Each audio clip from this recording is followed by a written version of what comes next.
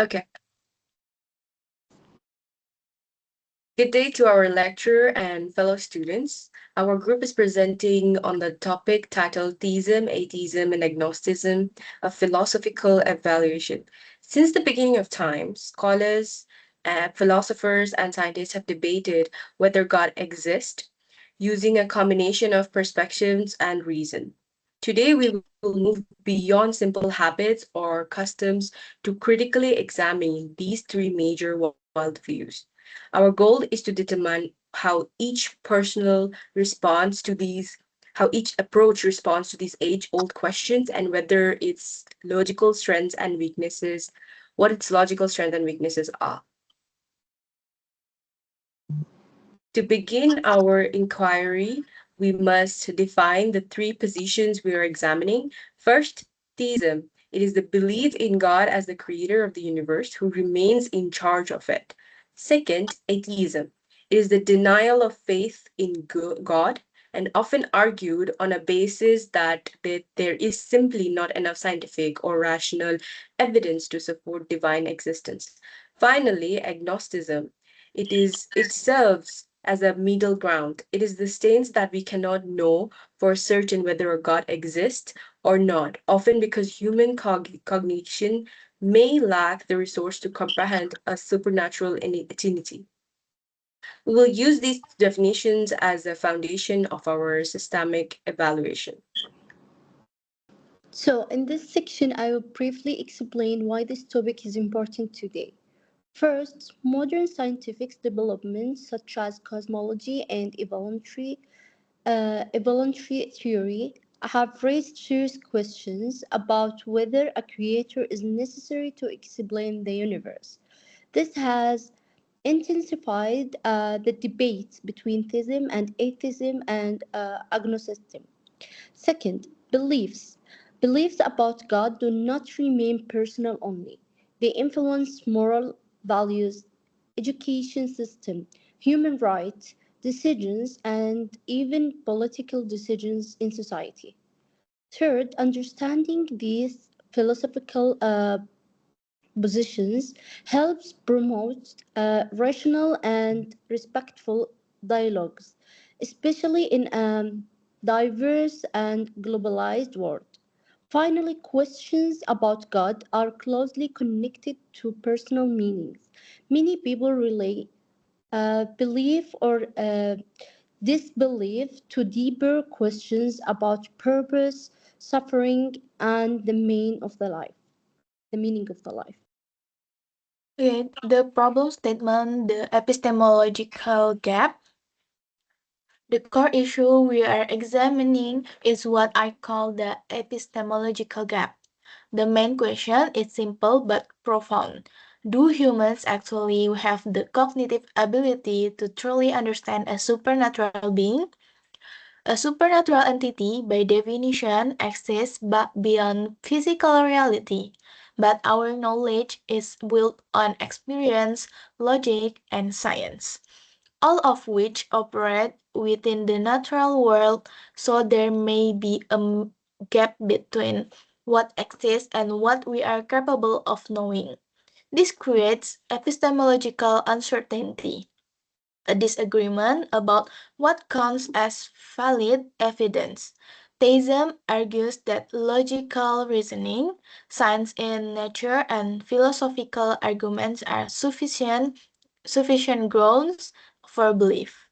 Atheism, however, demands empirical and scientific proof, something observable and testable. So, the real conflict is not just about God's existence, it's about the standard of evidence we accept. The ultimate goal then is to evaluate whether certainty is even possible if human cognition has limits, perhaps claiming certainty, either theistic or atheistic, goes too far. In that case, agnosticism may be the only logically consistent position because it acknowledges those limits. Okay, so now I'll be discussing the logic behind the belief in theism. I'll be focusing on three main arguments, which are the cosmological, teleological, and moral arguments. These arguments seek to rationalize the existence of an all-knowing, all-powerful, and all-loving creator.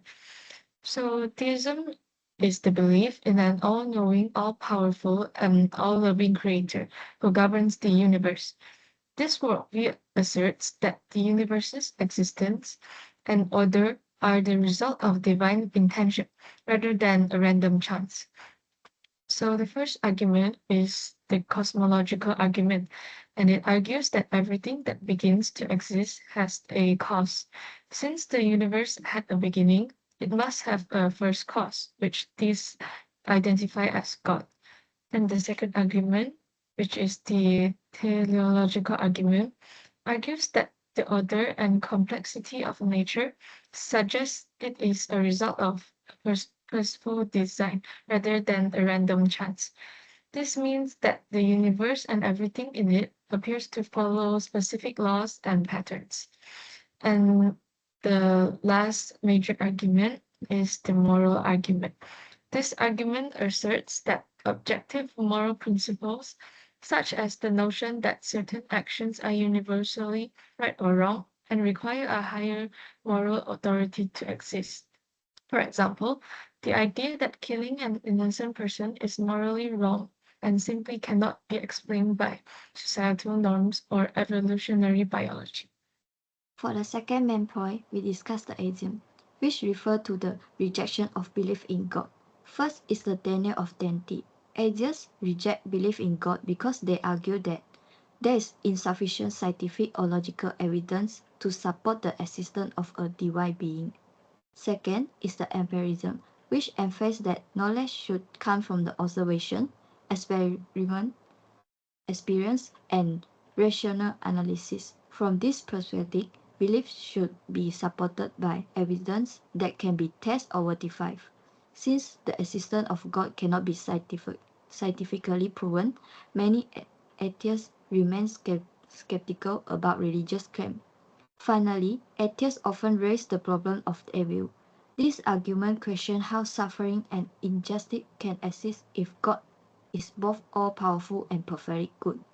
The presence of evil in the world, therefore, becomes a major challenge to traditional theistic belief. Main point three, agnosticism, epistemological uncertainty. Agnosticism believes that the existence of God cannot be known with certainty. First, cognitive limits. Human knowledge may be insufficient to understand supernatural realities. Reasoning abilities can be influenced by background, culture, and personal experience. Second, knowledge and belief distinguishes between believing something and having the verifiable knowledge. So, so, uh, so agnosticism is a call for intellectual humility. Uh, acknowledges the boundaries of what we can know and approaching unprobable questions with caution and open-mindedness.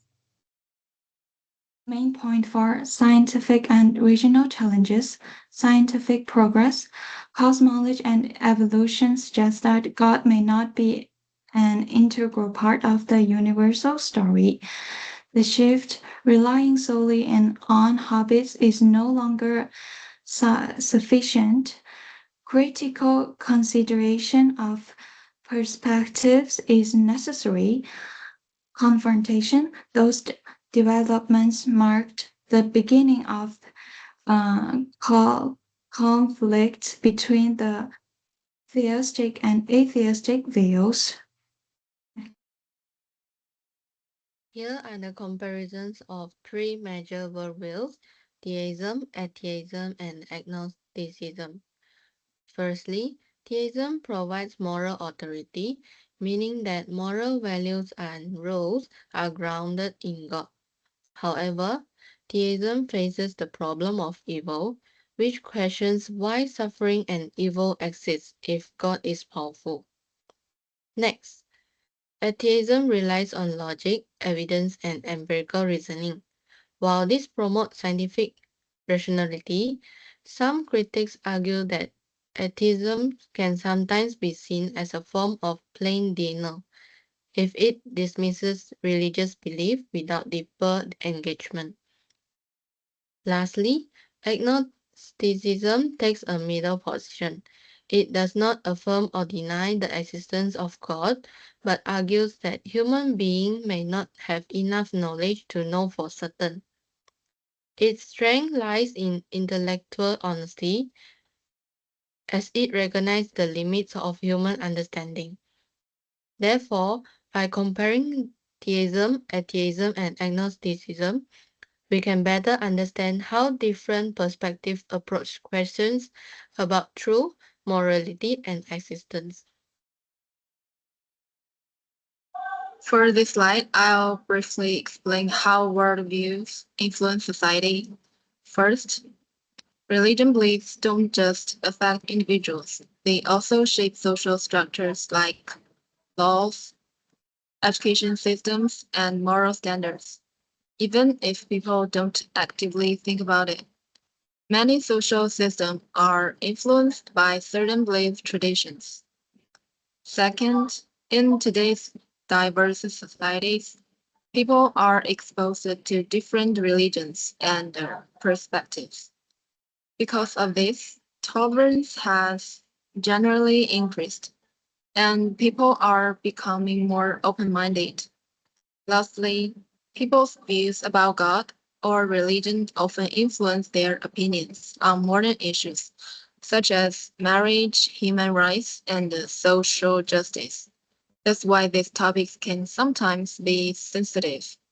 They are connected to deeply held beliefs. So, worldviews continue to shape both social systems and public discussions today. Okay, this topic we are going to explore is fostering rationality and dialogue in our daily communication and even argument. We are often swayed by emotions. This analysis will show us how to get out of the emotional trap and establish more meaningful communication. First, rational discussion. A clear understanding of key terms encourages open, honest, and logically grounded communication rather than emotional reactions or assumptions. For instance, everyone has a different definition of success, so communicational can lead to misunderstandings. Philosophical necessity. Philosophy demands the courage and to continuously question our beliefs and assumptions in order to deepen understanding and avoid dogmatism. Conflict resolution by moving beyond habitual reactions and emotional impulses.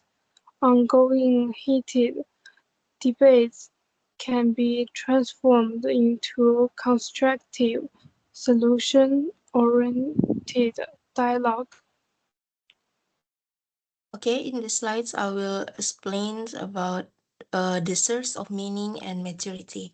Personal meaning, questions about God often connect to deeper reflections on the meaning of life and the origins of suffering. Sometimes people ask, does God exist? Because they are thinking, why am I alive? Why is there sadness and pain in this world? Example, when someone loses a loved one, they start to think, why did this happen? From there, they begin to think about God and the meaning life. Academic transitions. Entering college and can challenge previously I'm sorry, academic transitions Entering college can challenge previously held beliefs. When we are enter university, we meet many different people and learn new things, so our mind may change or become confused at first. Example, we used to be very sure that one opinion was correct. After attending university and hearing explanation from lecturers or friends, we start to think, oh, so there's another way of looking at it. Maturity. Engaging with diverse perspectives foster intellectual growth and encourage more balanced impartial thinking. If we are willing to listen to many opinions, we become more mature in our thinking. We don't get angry or judge easily. Example, instead of saying, your opinion is wrong, it's better we say, I understand why you think that way, but I think blah blah blah. And we start to explain. The point is, the more we learn and listen to the others, the more we mature our thinking becomes. So, to conclude our presentation, we can see that theism, atheism, and agnosticism each provide different perspectives on the question of God's existence. Theism supports belief in God, atheism rejects that belief, and agnosticism takes a position of uncertainty. Each viewpoint has its own reasoning, strengths, and limitations. However, none of these perspectives can provide a final, universally accepted answer, and that's actually important because it shows that this is a complex and deeply personal topic. Rather than trying to win the debate, what truly matters is our ability to think critically, remain open minded, and respect different beliefs. This discussion encourages intellectual humility, meaning we accept that our understanding may be limited and we stay willing to learn from others. In the end, the question of God's existence remains timeless, and how we approach it says a lot about our values, reasoning, and openness as individuals.